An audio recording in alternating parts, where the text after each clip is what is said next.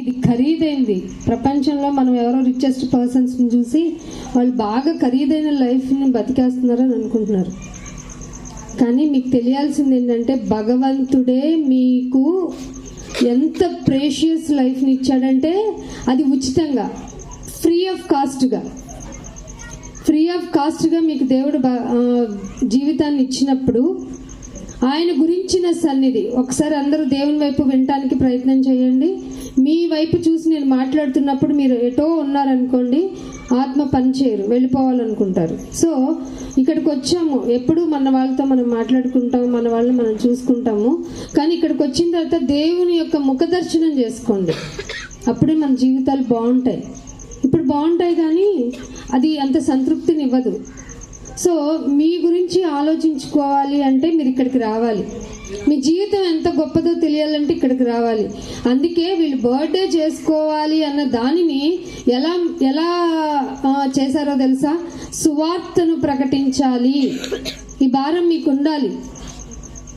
Birthday చేసుకోవడం, cake cut చేసుకోవడం, మనం తినటం ఇవన్నీ కామన్, లోకస్తులు కూడా చేస్తారు కదా.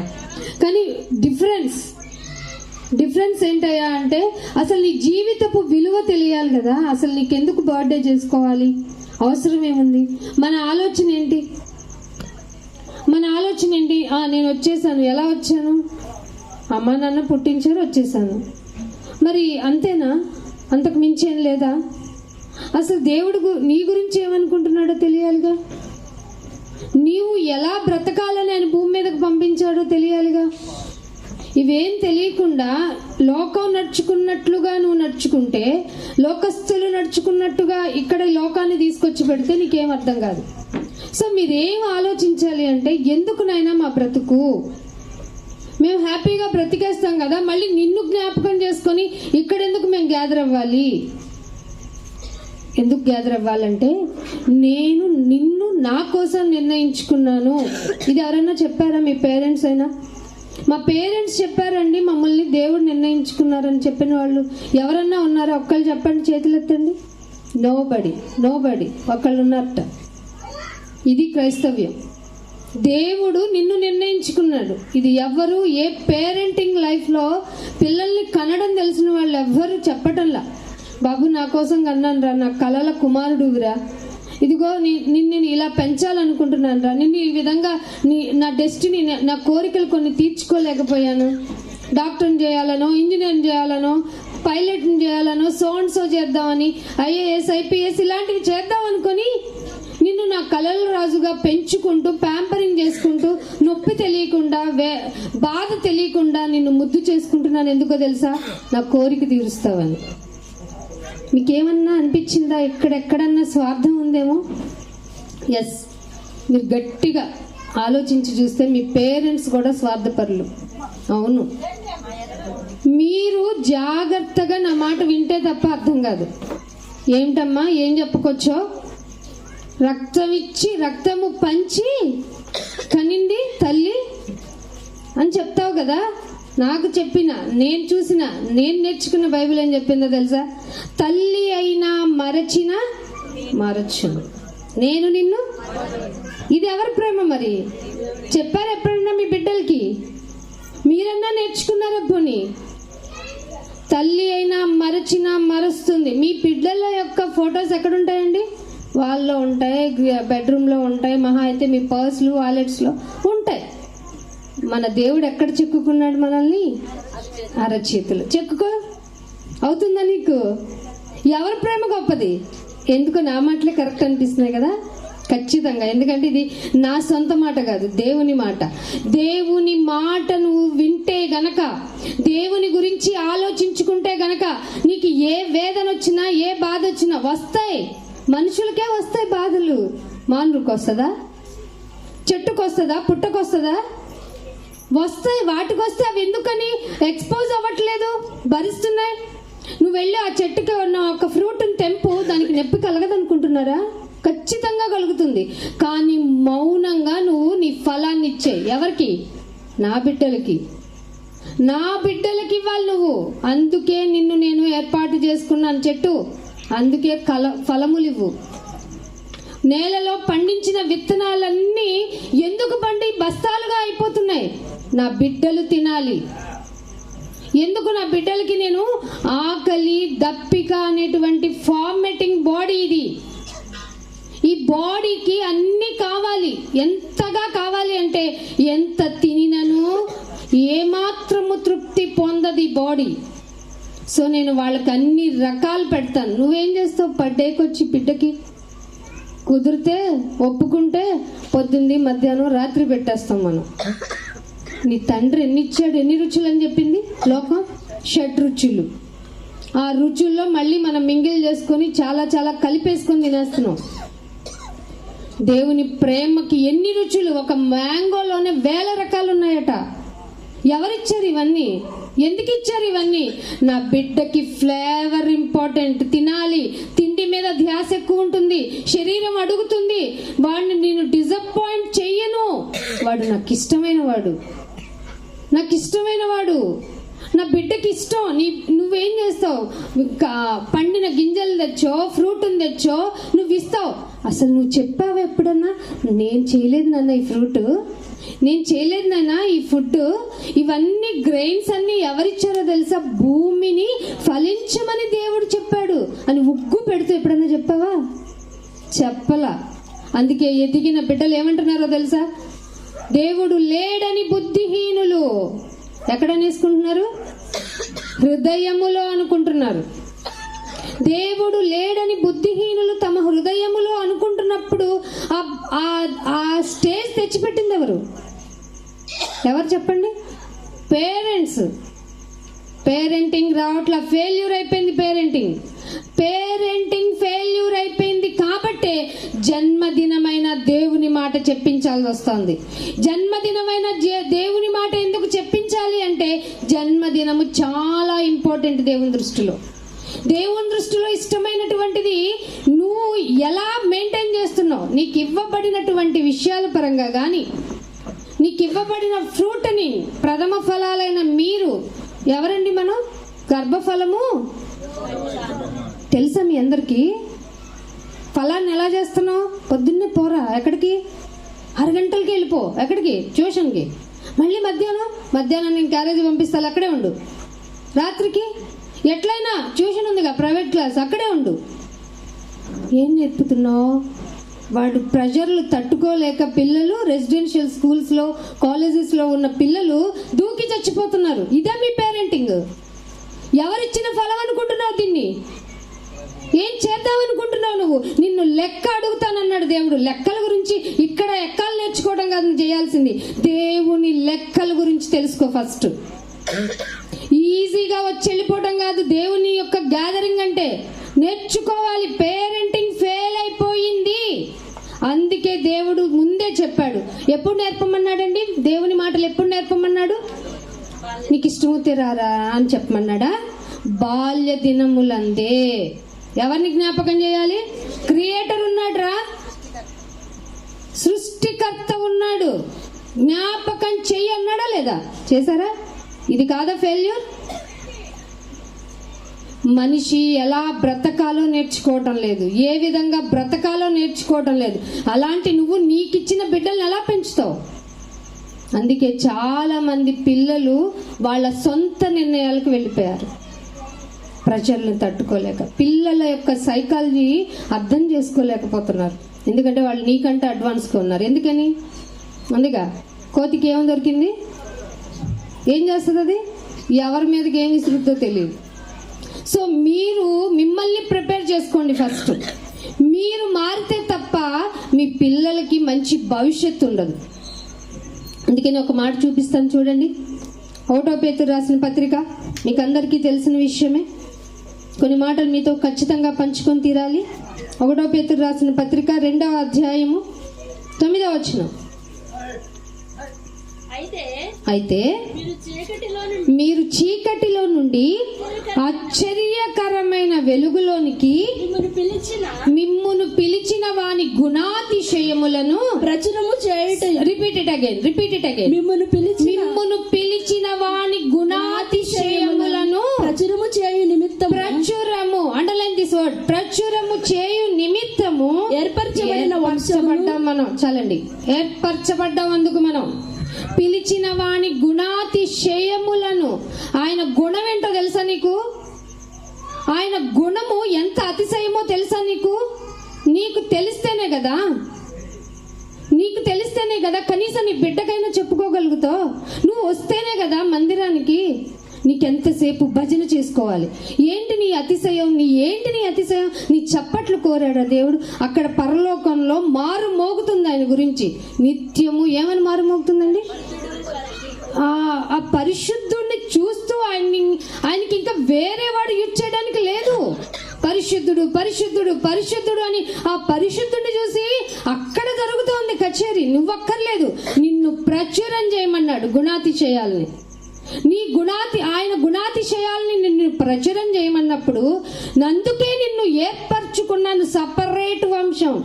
చాలా మంది వాళ్ళ వంశాలు, వీళ్ళ వంశాలు, మా వంశం ఇంత, మా రక్తం ఇలాగా అని చెప్పుకొని వంశాల గురించి అతిశయం పొందే వాళ్ళందరికీ చంప పెట్టులాగా దేవుడు ఏం చెప్పాలి తెలుసా? ఏం చెప్పాడండి? ఏర్పరచబడిన వంశం. మీరు ఎప్పుడైనా ప్రకటించారా? కనీసం ఇంట్లోనన్నా దేవుని గుణం ఇదిరా అని ఎప్పుడన్నా చెప్పారా? చెప్పండి హానెస్ట్లీ. నాకు చెప్పక్కర్లేదు, మీ మనసులో మీరు అనుకోండి. అప్పుడు కదా దేవుని మాట ఎంత వాల్యూ అని తెలుస్తుంది. అందుకే ఏర్పరచబడిన వంశము ఎవరు అంట మనం? రాజులైన యాజకులు. యాజకుల పని ఏంటండి? పని చేయాలి. దేవునికి మనుషులకి మధ్య వర్తిత్వం చేయాలి. చేశారా ఎప్పుడన్నా మధ్యవర్తిత్వం?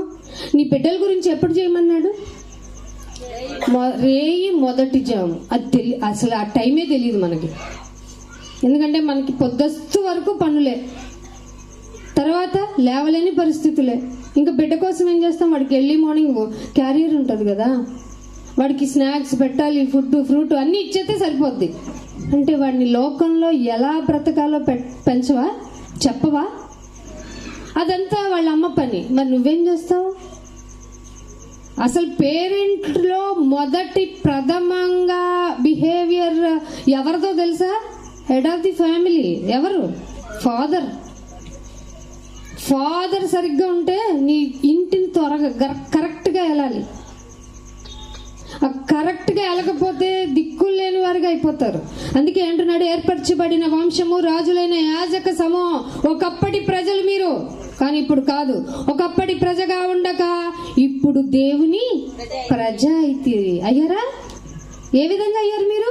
బాప్తిస్మం తీసుకొని ఇంకా లోకంలో ఉండను బాబోయ్, ఈ లోకమాలినే నాకు వద్దు నాయనా, ఇది వ్యర్థమని తెలిసిపోయింది, ఈ లోకము దాని ఆశ గతించిపోతాయని చెప్పేశారు. ఆ ఆశనే నేను పెట్టుకొని ఇన్ని నాళ్ళు భూమి మీద ఊరేగాను. అందరిలో బాగుండాలనుకున్నాను, అన్ని విషయాల్లో నేనే ప్రైడ్గా ఉండాలనుకున్నాను, ఇదే గొప్ప అనుకున్నాను నాయనా. కానీ నీ దగ్గరికి వస్తే లోకము దాని ఆశ పోతాయి అంటున్నావు. సో నేను మారిపోవాలి.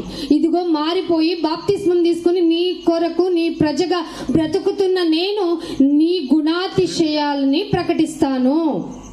ఇంకో మాట చూద్దాం, చూడండి. లూకాసు వార్త 12వ అధ్యాయము 7వ వచనం.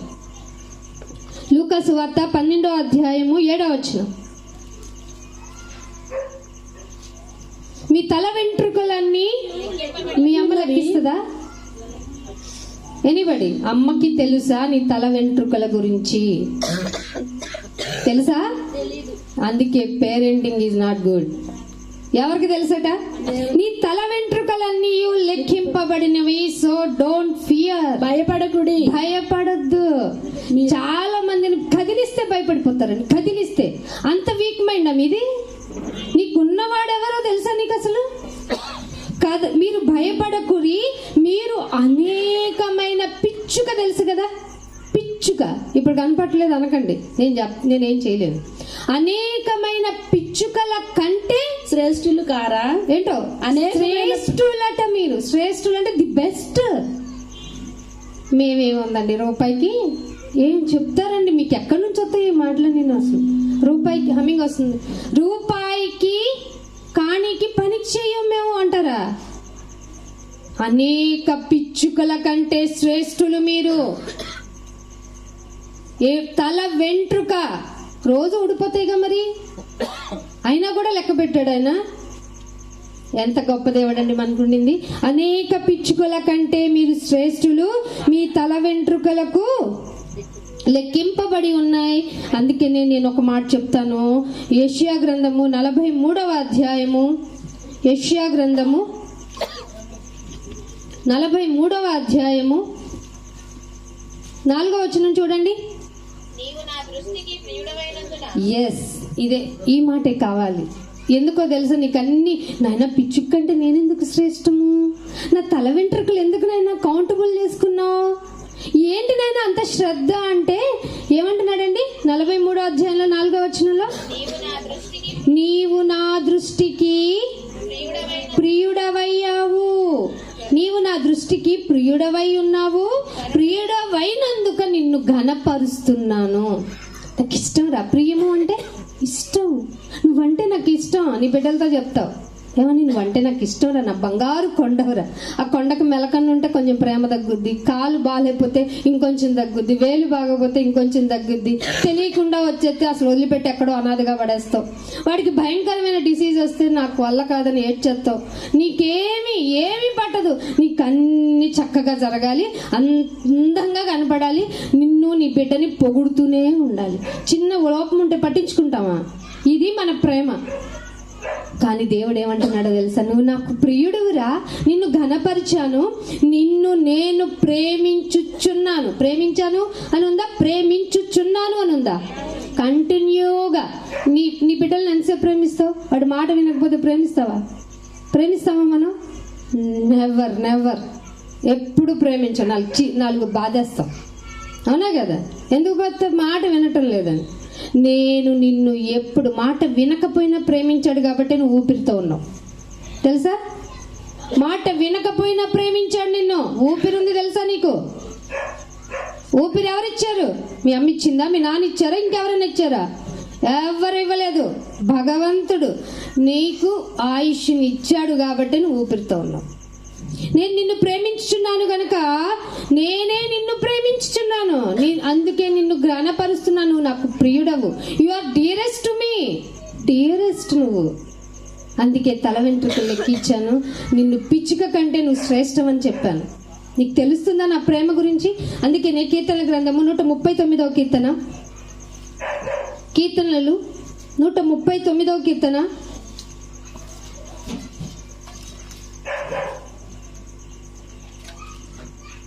14వ వచనం, నీవు నన్ను కలుగజేసిన విధము చూడగా నాకు భయము, నాకు ఆనందం, ముద్దొస్తున్నావు అంతే. నీకు ఇక్కడ వరకే తెలుసు. అసలు నిజమైన దేవుని బిడ్డలైతే ముందు నీ గురించి నీకు భయం కలుగుతుంది. ఏమంటున్నాడు ఇక్కడ? నీవు నన్ను కలగజేసిన విధము చూడగా నాకు భయమును ఆశ్చర్యమును నాకు పుట్టుచున్నవి. ఏం చేయాలో తెలియటం లేదు, నాకు టెన్షన్ అయిపోయింది, భయం వేసింది. కానీ నాకు తెలిసింది ఒకటే, అందుకే నీకు కృతజ్ఞతాస్తుతులు చెల్లించుచున్నాను అని తెలుసుకున్నారు. కాబట్టే మీరందరూ వినడానికి ఈ గాస్పెలింగ్ కాన్సెప్ట్ పెట్టారు ఇక్కడ. ఈ కుటుంబం వాక్యపు యొక్క విలువ తెలుసుకోండి. మీ గురించి మీరు ఉప్పొంగకండి. అసలు మనం చాలా చాలా లిటిల్ బిట్ అండి, చాలా మైన్యూట్. మనం ఏమనుకుంటున్నామో, మనం ఇక్కడ ఉన్న శరీర సంబంధమైన విషయాలన్నీ చూసుకొని ఊరకే ఉప్పొంగకండి. అసలు ఒకసారి మీకు ఫ్యూచర్లో వస్తుందట, మీరు ఒకసారి పైకి వెళ్ళి చూసుకుంటే నానో పార్టికల్స్, మీరు భూమి చిన్న బిందువు లాగా ఉందట, దానిలో ఇంకా పార్టికల్ అయితే నన్ను నేను నా ఇనుప ముక్కలు నా సిమెంట్ ముక్కలు చూసుకుని నేనేంటిది, ఇనుప ముక్క అంటే కారు, సిమెంట్ ముక్క అంటే బంగ్లా, ఇవి చూసుకొని కాదు చేయాల్సింది. ముందు నువ్వు బాగుండాలి, నీ నడత బాగుండాలి, నీ క్రియ బాగుండాలి, నీ తలంపు బాగుండాలి. ఇవి బాగుంటేనే ఆయన దృష్టి ఉంచుతాడు. అందుకే దావీదు గారిని నా ఇష్టానుసారుడు, ఎందుకు? ఆయన ఇష్టం తెలుసుకున్నాడు కాబట్టి. అందుకే అంటున్నాడు, నీకు కృతజ్ఞతాస్తుతులు చెల్లించున్నాను, ఎందుకంటే నీ కార్యాలన్నీ ఆశ్చర్యం, షాకింగ్ నైనా నీ కార్యాలు. మన కంటి రిజల్యూషన్ ఎంత తెలుసా? మహా అయితే 576 రిజల్యూషన్స్ అన్నమాట. దీంతో చుట్టుపక్కల చూస్తావు, ఇక్కడ వరకే చూస్తావు. రీసెంట్గా సైంటిస్టులు మొన్న కూడా చెప్పాను, నీ పక్కన చాలా చాలా జరుగుతున్నాయి, కానీ నీ రిజల్యూషన్ వల్ల ఇంతవరకే పరిమితి చేయటం వల్ల నీకు కొన్ని కనపట్టలా. ఈ కొన్ని తెలియవు, ఎన్ని జరుగుతున్నాయో తెలుసా? లెక్కలేనన్ని ఆశ్చర్య కార్యాలు చేశాను నీకు, లెక్కలేనన్ని. నువ్వేమో సంవత్సరానికి కలిపి అన్ని Reddy rate of year ending అని ఒక కూడికి పెడతావు కదా. అంటున్నాడు, నేను నీకు లెక్కలేనన్ని ఆశ్చర్య కార్యాలు చేశాను, నీ కార్యాలన్నీ ఆశ్చర్యములు, అవి నాకు బాగుగా తెలిసినాయి అంటున్నాడు భక్తుడు. నీకు తెలిసినాయా? ఏ రోజన్నా ఆయనకి లేవగానే ఏం వండాలి, ఏం తినాలి, ఎవరిని కలవాలి, ఏ రియల్ ఎస్టేట్లో బూమింగ్ ఉండింది, ఎక్కడ తగ్గింది, ఏది వస్తుంది, ఏది పోతుంది, బదులుగా నాయన అసలు నన్ను లేపావు చూడు ఈరోజు ఉదయాన్నే, థ్యాంక్ యూ నాయనా అని ప్రేయర్ చేసిన వాళ్ళు ఉన్నారా? దొరికిపోతున్నాం కదండి, మనం దొరికిపోతున్నాం ఆయన దృష్టిలో. ఆయన నీ కోసం ఒక డేకి ఖర్చు, నీ కళ్ళు తిరుగుతాయి. పైగా నీకు అన్నీ ఎక్స్ట్రా కావాలి, రుచి ఎక్కువ కావాలి, స్నాక్స్ కావాలి, ఏమన్నా టైం పాస్ ఫుడ్ కూడా కావాలి, ఇవన్నీ ఎక్స్ట్రా తెలుసా మీకు? ఆ రోజు ఖరీదులో మీరు పెంచుకుంటూ పోతున్నారు. దేవా నాకు ఇన్నే ఇచ్చావు, ఇన్నిటితోనే సర్దుకున్నాను, దీన్నే సంతుష్ట సహితమైన దైవభక్తి అని నువ్వు నాకు ప్రొక్లైమ్ చేయించావు, సో నేను హ్యాపీగా ఉన్నాను. నీవు ఇచ్చిన లైఫ్తో ఎప్పుడన్నా అన్నావా, దేవా ఏమిస్తావు నాకు ఈరోజు, ఏమిస్తావు? ఇదేనా ఇచ్చిన దానికి థ్యాంక్ యూ చెప్పావా ఎప్పుడైనా? అందుకనే ఈ కింద అంటున్నాడు, నేను రహస్యంలో పుట్టాను. అదేంటి మాకు తెలుసు, మా హాస్పిటల్ పుట్టిన చోట అంటారా? నీకేం తెలియదు, నువ్వు ఎలా పుట్టావో తెలియదు. నీ ఎముకలు పుట్టినప్పుడు 270 ఎముకలు. సైన్స్ చదువుకున్న వాళ్ళు ఎవరైనా ఉన్నారా? అవి ఇప్పుడు చిల్డ్రన్గా దగ్గర నుంచి ఎల్డర్ అయిన తర్వాత 206 ఎముకలుగా మారిపోతాయి. ఎముకను ఒకటి తీస్తే బతుకుతామా మనం? ఎలా? రహస్యం. చూలాలి గర్భమందు పిండము ఎలాగూ వచ్చునో మాకు తెలియదు. చేతులు ఎత్తేసారు సైంటిస్ట్, వైద్యులందరూ. మాకు ఇంకా మిస్టరీగానే ఉందండి, ఎంత ప్రయత్నించినా మిస్టరీగానే ఉంది. ఏమనుకుంటున్నావు నీ బ్రతుకు గురించి? Very very valuable life. నువ్వు బ్రతికుండటం వాల్యుబుల్ లైఫ్. అందుకే అంటున్నాడు, కింద అంటున్నాడు, నేను పిండమునై ఉండగా నీ కనులు నన్ను చూచెను, నియమించావు దినములలో. ఏం చేశాడు ఆయన? నిన్ను పిండంగా వేసి నీకొక డే స్టార్ట్ చేశాడట. ఇది ఎవరన్నా చెప్పారా? ఎవ్వరు చెప్పరు, చదవరు కాబట్టి. నియమింపబడిన దినములలో ఒకటి కూడా కాకముందే మీకు అర్థమవుతుంది అన్నమాట. ఒక దినం కూడా కాల, బిఫోర్ డే కాకముందే నా దినములన్నీ నీ గ్రంథములో. ఎన్ని డేస్ ఉండాలి, ఎలా ఉండాలి, ఏ జబ్బు వచ్చి పోవాలి, ఏది గుద్ది పోవాలి, ఎలా ప్రశాంతంగా పోవాలి, I'm returning in my book. గ్రంథములో లిఖితము లాయను. అయ్యో ఇందాకే మాట్లాడి వెళ్ళాడు, అప్పుడే పోయాడు అనకండి. లెక్క కంప్లీట్ చేయబడింది. ఈ లోపు నువ్వేం చేయాలి? ఆయన గుణాతిశయములను ప్రచురించబడటానికి నీ వంతు పని నీకుంది. అదే ఎఫెసీయులకు రాసిన పత్రిక 2వ అధ్యాయము, ఎఫెసీయులకు రాసిన పత్రిక 2వ అధ్యాయము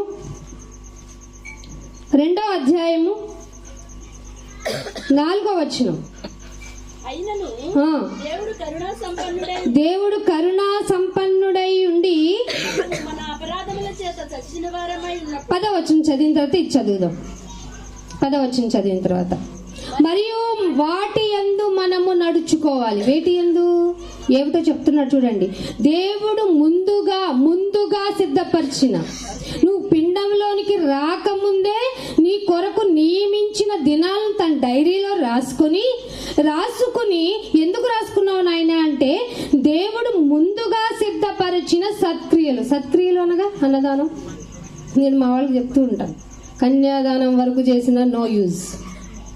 సత్క్రియ అనగా వాక్యముతో కూడిన పనులు. నువ్వు చెయ్యాలి, నిన్ను నువ్వు మార్చుకుంటూ ఇదిగో ఇలా ప్రకటిస్తూనే ఉండాలి. అందుకే ముందే చెప్పాను, ప్రచురము చేయు నిమిత్తం. వాళ్ళెవరికోనండి అనకండి, వాళ్ళెవ్వరికో కాదు. మనిషి పుట్టాడు అంటే ఏం చెప్పినట్టు వెంట్రుకల్నే మర్చిపోను. ఆయన ఎవరిని వదిలేస్తారా? వాడెవడో అనాదిగా పుట్టాడు, వీడెవడో బిచ్చగాడిగా పుట్టాడు అంటాడా? నాకు సంబంధం లేదంటాడా? ప్రతి ఒక్కరు భూమి మీద అడుగు పెట్టిన ప్రతి ఒక్కరూ ఆయన లెక్కలో ఉన్నవాళ్లే. అందుకే అంటున్నాడు, మనము ముందుగా ఆ దేవుడు ముందుగా సిద్ధపరిచిన సత్క్రియలు చేయటానికి క్రీస్తు యేసు నందు ఏమయ్యన్నా క్రియేట్ చేయబడ్డాం. నీ అంతట నువ్వు రాలా, నీ పేరెంట్స్ అనుకుంటే రాలా. దేవుడు వాళ్ళ గర్భాల్లో నిన్ను పంపించి భూమి మీదకి తీసుకొచ్చాడు. అర్థమవుతుందా? ముందుగా చేయబడిన సత్క్రియలు చేయటానికి. ఇంకొక మాట దీనికి సంబంధించింది యోహాను సువార్త 3వ అధ్యాయము, యోహాను సువార్త యెషయా గ్రంథము 49వ అధ్యాయము, యెషయా గ్రంథము 49వ అధ్యాయము 1వ వచనం. దీపములారా నా మాట వినుడి, దూరమునున్న జనములారా ఆలకించుడి. నేను గర్భమున పుట్టగానే, అండర్లైన్ చేసుకోండి, నేను గర్భమున పుట్టగానే నన్ను పిలిచెను. దేవుడు నన్ను పిలిచిన. ఒక భక్తుడికి బాగా అర్థమైపోయిందంట, గర్భములో పుట్టినప్పుడే నన్ను పిలిచేసావయ్యా. ఏంటి నాయన ఎలా పిలిచావు నన్ను? నేను ఎందుకంటే గర్భమున పుట్టగానే దేవుడు నన్ను పిలిచెను. తల్లి ఒడిలో పడుకోబెట్టుకున్నది మొదలు, తల్లి ఒడిలో పడుకోబెట్టుకున్నది మొదలు ఏం చేశాడు? పిల్లలు జ్ఞాపకం చేసుకున్నారా? ఎంతగా పెంచుంటదండి తల్లి, ఎలా పెంచుంటది? అంత మైండ్ సెట్ ఎలా వచ్చింది? అసలు ఇది సాధ్యమైందేనా? ఎంతగా పెంచాలి, ఎంత అలర్ట్గా ఉండాలి పేరెంట్స్. అంటున్నాడు, తల్లి నన్ను ఒడిలో పెట్టుకున్నది మొదలు నీ నామాన్ని జ్ఞాపకం. తల్లి ఎందుకు ఒడిలో పెట్టుకుంటది? ఫీడింగ్ ఇస్తుంది కాబట్టి. ఆ ఫీడింగ్ తాగుతూ ఆయన ఇంత వైట్ బ్లడ్ నేను పీల్చుకున్న అమ్మ దగ్గర పీల్చేసుకుని తాగేస్తున్నాను. అమ్మకి నా మీద ప్రేమ కలిగేలా చేసింది నువ్వే కదా. అయ్యో అమ్మకి ఇష్టం లేకపోతే నేను వీడికి పాలు ఇవ్వను, ఏమివ్వను, నా అందం పోతుంది అంటదే. నువ్వేంటైనా అమ్మలో ప్రేమ పెట్టావు, దానికి కారణం నువ్వు నాయనా. తల్లి ఒడిలో మొదలుకొని ఆయన నీ నామమును ఎందుకు ఇలా జ్ఞాపకం చేసుకుంటే ఏమైందో ఒక భక్తుడు చెప్తున్నాడు చూడండి. నా నోరు వాడి గల ఖడ్గం. ఈ పిల్లలను పలకరించి ఏం బూతులు మాట్లాడుతున్నారండి. ఇంతింతి పిల్లలు దేవుని గురించి అవగాహన లేదు, దేవుడు అన్న ఇది లేదు, ఏమీ లేదు. ఇష్టానుసారంగా పిల్లలు బూతులు మాట్లాడుతుంటే పేరెంట్లు నవ్వుకుంటున్నారు ఏంటండి? తల్లిదండ్రులుగా మీ బాధ్యత లేదా? ఎరా ఈ వర్డ్ యూజ్ చేయకూడదు, ఇలా మాట్లాడకూడదు, అసలు నాతోనే ఇలా బిహేవ్ చేస్తున్నావేంటి నువ్వు అడిగే ధైర్యం లేని పేరెంటింగ్ ఇది.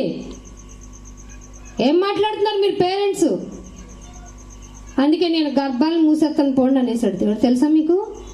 కానాని గర్భాన్నే హైలైట్ చేస్తాను నేను అన్నాడు. అందుకే అంటున్నాడు, నా నోరు వాడిగల ఖడ్గంగా చేశాడు, తన చేతి నీడలో నన్ను దాస్తాడు. ఖడ్గము, ఎవరైతే దేవుని యొక్క ఖడ్గంగా మారుతారో వాళ్ళని ఎక్కడ దాస్తాడు? ఆయన చేతి నీడలో దాస్తాడు, నీ చేతి నీడలో కాదు. నువ్వేం చేస్తావంటే, నువ్వు మార్కులు తెచ్చుకోకపోతే బాధేస్తావు. ఏమిట్రా నిన్ను ఎంత కష్టపడి చదివించాను, నిన్ను ఎలా చదివించాను, నేను నా రెక్కల కష్టం అంతా నీకు పోసాను, నువ్వు చదివి చావు, నాకు ఇలా టెన్షన్ పెడుతున్నావు.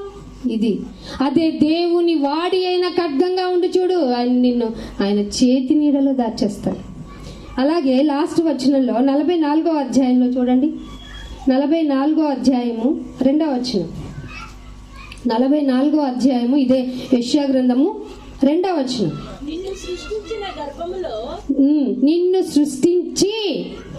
సృష్టించి గర్భములో నిన్ను నిర్మించి. ఎవరు చేశారటండి? నిన్ను సృష్టించింది ఎవరో నీకు తెలుసా? నిన్ను గర్భంలో పెట్టింది ఎవరో నీకు తెలుసా? తెలిస్తే నీ బిడ్డల మీద నిరంకుశత్వ పాలన చెయ్యవు. నేను చెప్పిందే వినరా అని చితక బాధ చచ్చేదాకా.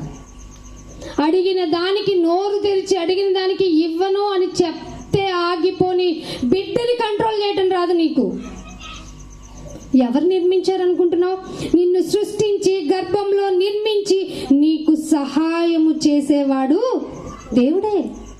దేవుడేనండి బాబు. మీరు దేవుణ్ణి మర్చిపోవద్దండి దయచేసి. ఈ మీటింగ్ యొక్క పర్పస్ ఏంటో తెలుసా? మీ పేరెంటింగ్ విషయంలో మీరు తగు జాగ్రత్త చాలా చాలా అత్యవసరం. 108 కన్నా ఈవెన్ 108 రాకపోతే మన ప్రాణాలు నిలబడతాయి. నీ పిల్లల్ని జాగ్రత్తగా పెంచకపోతే ఖచ్చితంగా నువ్వు ఎంత భక్తుడవైనా భక్తురాలవైనా నిన్ను తీసుకెళ్ళి పడేస్తాడు. తెలుసా మీకు ఆ విషయం? మీ విశ్వాసం త్యాగం చేయాల్సిందే అంది బైబిల్, కుటుంబాన్ని బాగా ఏలకపోతే. నాకు బాగా ముచ్చటేస్తుందండి. వీళ్ళిద్దరు ప్రసాద్ అనుకో వైఫ్ వస్తున్నప్పుడు బిడ్డలు ఇద్దరిని వేసేసుకుని వచ్చేస్తారు. ఒక్క బిడ్డని మెయింటైన్ చేయగలరా మీరు? పబ్లిక్లో ఇద్దరిని కూర్చోబెట్టుకుంటారు. అస్సలు చిరాకు పడరు. ఒకళ్ళు ఏడిస్తే ఇంకొకళ్ళు తీసుకుంటారు, ఒకళ్ళు ఏడిస్తే ఇంకొకళ్ళు తీసుకుంటారు. మీకు ఎప్పుడన్నా అనిపించిందా బాధ్యతగా ఉండాలి కదా? ఎవరినన్నా అడగండి, ఏంటమ్మా రాలేదంటే ఏం చెప్తారు? పిల్లలు ఏడిపిస్తున్నారన్నా. అవునా? దేవుని మందిరంలోకి తీసుకొస్తే పిల్లలు ఏడుస్తున్నారంటే నువ్వు ఎంత చెడ్డ పేరెంటింగ్లో ఉన్నావు. అస్సలు నీకేం భయం లేదు, జడియటంలా, దేవుడు మాట గురించి ఆలోచన లేదు. అందుకే లాస్ట్కి ఒక మాట చూపిస్తాను. 1 పేతురు రాసిన పత్రిక 1వ అధ్యాయము, దీంతో ముగిచ్చేస్తాను చూడండి. 1 పేతురు రాసిన పత్రిక 1వ అధ్యాయము 18వ వచనం. పితృపారంపర్యమైన మీ వ్యర్థ ప్రవర్తన. ఏం చెప్పింది బైబిల్? మాకు తరతరాలుగా ఇలా చెప్పారు, మాకు తరతరం నుంచి ఇలా జరిగింది, ఇలా ఎన్ని సోది మాటలు. వ్యర్థ ప్రవర్తనదంతా. దేవుని మాటకు సంబంధించి దాటి ఎవరు మాట్లాడినా వాళ్ళు పిచ్చోళ్ళ కింద కౌంట్ చేయండి. ఎందుకంటే వాళ్ళకి దేవుని భయం ఉండదు. దేవుని భయం లేని వాడు పిల్లల్ని దేవుని భయంలో ఎలా పెంచడు. ఒకవేళ పెంచినా ఎలా చేస్తాడో తెలుసా? లోకపరంగా జీవపు డంబాల్లో పెంచుతాడు. ఎవరైనా చూస్తున్నప్పుడే ప్రార్థించటం, ఎవరైనా చూస్తున్నప్పుడే పాడటం, ఎవరైనా చూస్తున్నప్పుడే ఏదైనా దైవ సంబంధిత ఆధారంగా పనులు చేయటం, ఇంట్లోకి వెళ్ళి తిట్టుకోవటం. ఎవరిని నామానికి ఘనతిది? ఘనత వస్తుంది అసలు దేవునికి? అస్సలు రాదు. దేవుని పని చేయటం ఎంత గొప్పదో నీకు తెలిస్తే కదా నీ పిల్లలకు చెప్పగలుగుతావు. అందరినీ తీసుకొచ్చి అమ్మా ఇదిగో దేవుడి మాట వింటేనే జీవితం బాగుంటుందంట అని చెప్పగలుగుతావు. నీకే తెలియదు, నీకే సరైన గురి లేదు. ఏదో వాళ్ళు చెప్పారు వీళ్ళు చెప్పారని వ్యర్థమైన విషయాల పరంగా దేవుడు ఎందుకు భక్తి చూపించకండి. అందుకే అంటున్నాడు, పితృపారంపర్యమైన మీ వ్యర్థ ప్రవర్తన విడిచిపెట్టాలి. ఆ ప్రవర్తన విడిచిపెడితే తప్ప దేవుని మాట ఏంటో నీకు అర్థం కాదు, దేవుని యొక్క ఆలోచన ఏంటో అర్థం కాదు, దేవుడు నిన్ను ఎప్పుడు ఎంచుకున్నాడో అర్థం కాదు, దేవుడు నిన్ను ఎప్పుడు ప్రేమించాడో అర్థం కాదు, నువ్వు భూమి మీదకి ఎందుకు వచ్చావో అర్థం కాదు, ఏమీ అర్థం కాదు. ఇలా లైఫ్ని చచ్చే వరకు గడిపేస్తావు. ఇంత కష్టపడి దేవుడు నిన్ను పెంచి పోషించింది వ్యర్థంగా చనిపోవటానికా? దేవుడు చెప్తున్నాడు. మీరు నేర్చుకోవాలి, చాలా నేర్చుకోవాలి. దేవుడు అంటే ఆయన సన్నిధి తప్ప వేరే ఆలోచన నాకు వద్దు. ఫస్ట్ ప్రయారిటీ దేనికి ఇస్తావు? నా చదువులు అంటావా? నా ర్యాంకింగ్ అంటావా? కాదు. దేవుని సన్నిధిలో నా రిప్రజెంటేషన్ ఉండాలి. దేవుడే నాకు ప్రతిదీ ఆయనే ఉంటే చాలు కదండి, ఆయన అభివృద్ధి చేసేస్తారు కదండి. ఈ విషయం చెప్పలేదా మీరు? మీ పిల్లలు ఎందుకని మీరు టీవీలకి అప్పగించేశారు? అందుకంటే మీకు ఫ్రీడమ్ కావాలి. వాళ్ళు మిమ్మల్ని విసిగించకూడదు, మిమ్మల్ని ఇబ్బంది పెట్టకూడదు. మీకంటూ ఒక ప్రైవసీ ఉండాలి. నీకు పిల్లలున్నా ఏంటిది? దేవుడు ఎప్పుడు ఏం చెప్పాడండి? ద్వితీయోపదేశకాండం 6వ అధ్యాయం 6వ వచనం, నువ్వు లేచినా కూర్చున్నా, ఇంటికి వెళ్ళి చదవండి, మళ్ళీ నాకు టైం లేదు. ఇంటికి మీరు లేచినా కూర్చున్నా పడుకున్నా నడుస్తున్నా నా గురించి చెప్పండిరా. చెప్పమన్నాడా లేదా? చెప్తున్నారా? చెప్పటంలా.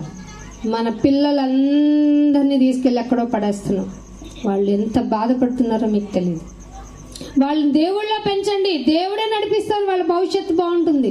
వాళ్ళ గురించి ప్రార్థన చేయండి. యేసుప్రభు వారు అంత కఠినమైన సిలువ యాత్రలో వెళుతూ ఏమన్నారండి? ఏడుస్తూ, బాబోయ్ ఎంత ఇబ్బంది పడుతున్నావు నాయన అంటే ఏమన్నారండి? అంత ఇబ్బందిలో అంత ప్రాబ్లమాటిక్ క్రిటికల్ సిచ్యువేషన్లో నా కోసం ఏడవద్దు. మరి ఎవరి కోసం? మీకోసం. ఫస్ట్ మీకోసం ఏడవండి, తరువాత మీ పిల్లల కోసం ఏడవండి. అంత సిలువ యాత్రలో కూడా ఆయన తన బాధ్యతను మర్చిపోలేదు. మీరు అనుక్షణం మర్చిపోతున్నారు. The parenting is failure. In the world వైజ్గా పేరెంటింగ్ ఫెయిల్ అయిపోయింది. అందుకే దేవుని మాట ఇదిగో ఇలాంటి గ్రామాల ద్వారానైనా చెప్పి ఆయన మాటను ఎంతగా హైలైట్ చేయగలిగితే మనందరము ఆయన నామాన్ని గొప్ప చేసే స్థితిలోనికి మనం వెళ్ళి ఆయన్ని ఘనపరచాలి. దీనిలో తారతమ్యాలు పెంచుకోకండి. నువ్వు గొప్ప, నేను గొప్ప, ఎవరమో గొప్ప కాదు. ఆయన తేరి చూస్తే అందరము పాపాత్ములమే. ఆయన ఎదుట శరణు కోరి, నాయన మేము బలహీనులం, ఏమాత్రము లోకపు విషయాలలో అవ్వమ్మలాగా ఫ్రూట్ చూసినట్టు మేము తొందరగా అతిశయపడిపోతాం, తొందరగా కావాలనుకుంటాం, జీవపు డంబాన్ని కోరుకుంటాం, శరీరాశతో కూడుకున్న మా జీవితం నాయన మాకు నేత్రాశ కలిగినది నాయన. ఇవన్నీ మా వీక్ పాయింట్స్ అయినా మమ్మల్ని కోరుకున్నాం. సో మేము నీ కొరకు నిలబడతాం, తెలుసుకున్నాం నీ గురించి, ఇకనైనా ప్రక్షాళన పొందుతాం, నీ కొరకే ఉంటామని ఒక డెసిషన్ తీసుకొని మీ లైఫ్ని స్టార్ట్ చేస్తారని నమ్మి దేవునికి మిమ్మల్ని అప్పగిస్తున్నాను. చిన్న ప్రార్థన చేస్తాను. తండ్రి, మీరేమనుకుంటున్నారు, మీ బాధ ఏమిటో కొన్ని మాటలు ఇక్కడ చెప్పాను నాయన. భూమి మీదకి వెళ్ళి కుటుంబాలుగా మీరు ఎలా ఉండమన్నారో, మానవ జాతి అయినా మేమందరం ఎలా ఫెయిల్ అయిపోయామో మాకు తెలిసింది. కొద్ది మాటలుగా తెలుసుకుంటేనే మాలో ఎక్కడలేని దుఃఖం కలుగుతుంది. దయతో క్షమించండి. మేము పెంచే విధానము మా జీవితాలలో నీకు గొప్ప చేసే విధంగా, నిన్ను ప్రచురించే విధంగా మా కుటుంబాలన్నిటినీ సిద్ధపరచండి నాయన. వచ్చిన ప్రతి ఒక్క బిడ్డ ఆత్మను బట్టి మీకు స్తుతులు చెల్లించుకుంటూ నాయన, తదుపరి కార్యక్రమం అంతా మీకు మహిమకరంగా జరుగులాగిన మమ్మల్ని అందరినీ ఏక మనసుతో ఉంచి మమ్మల్ని సిద్ధపరచమని యేసుక్రీస్తు వారి అతి పరిశుద్ధమైన నామమున ఈ ప్రార్థనను అడిగి వేడుకుంటున్నాం మా పరమ తండ్రి. Amen. Thank you all of you. God bless you to all.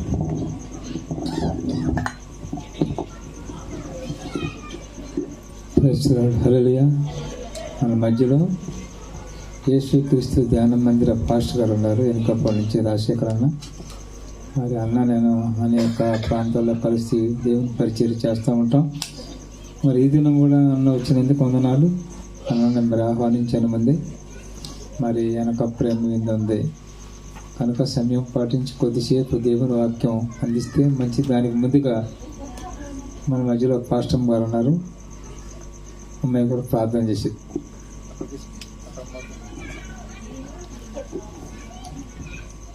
Priyadarshini pastor గారు ప్రార్థన చేస్తారు.